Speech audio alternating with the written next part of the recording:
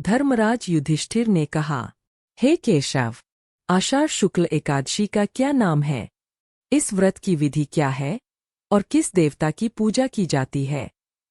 श्री कृष्ण कहने लगे, हे युधिष्ठिर, यह वही कथा है जो ब्रह्मा जी ने नारद जी से कही थी, वही मैं आज तुम्हें सुनाता हूँ। एक बार देवर्षि नारद ने ब्रह्मा जी से इस एकादशी के विषय में जानने की जिज्ञासा प्रकट की। तब ब्रह्मा जी ने उन्हें बताया, सतयुग में मांधाता नामक एक चक्रवर्ती सम्राट राज्य करते थे। उनके राज्य में प्रजा अत्यंत सुखी थी, किंतु भविष्य में क्या होने वाला है, यह कोई नहीं जानता।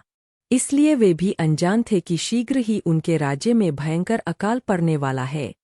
3 वर्षों तक वर्षा न होने के कारण उनके राज्य में भयंकर दुर्भिक्ष उत्पन्न हो गया।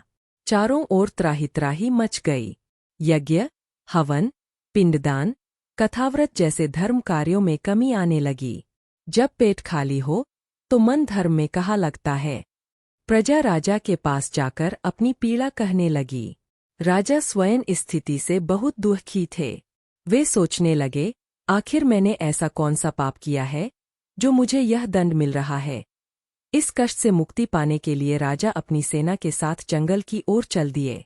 वहां एक दिन भ्रमण करते करते वे ब्रह्मा जी के पुत्र अंगिरा ऋषि के आश्रम पहुंचे और उन्हें साष्टांग प्रणाम किया। ऋषिवर ने कुशल क्षेम पूछकर उनके आने का प्रयोजन जाना।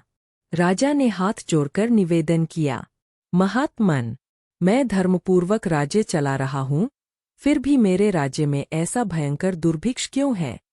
कृपा करके इसका समाधान बताइए। महर्षि अंगिरा बोले, हे राजन, यह सतयुग है जिसमें धर्म अपने सभी 4 चरणों में स्थित है।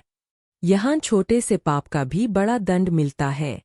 आपके राज्य में एक शूद्र तप कर रहा है और यही इस दुर्भिक्ष का कारण है। जब तक वह मरण को प्राप्त नहीं होगा, वर्षा नहीं होगी। राजा का हृदय उस निरपराध तपस्वी को मारने के लिए तैयार नहीं हुआ। उन्होंने कहा, हे देव, मेरा मन उसे मारने को स्वीकार नहीं करता, कृपया कोई अन्य उपाय बताइए। तब महर्षि अंगिरा ने बताया, आषाढ़ शुक्ल पक्ष की एकादशी को पद्मा एकादशी कहते हैं। इस दिन विधिपूर्वक व्रत करें, इसके प्रभाव से अवश्य ही वर्षा होगी।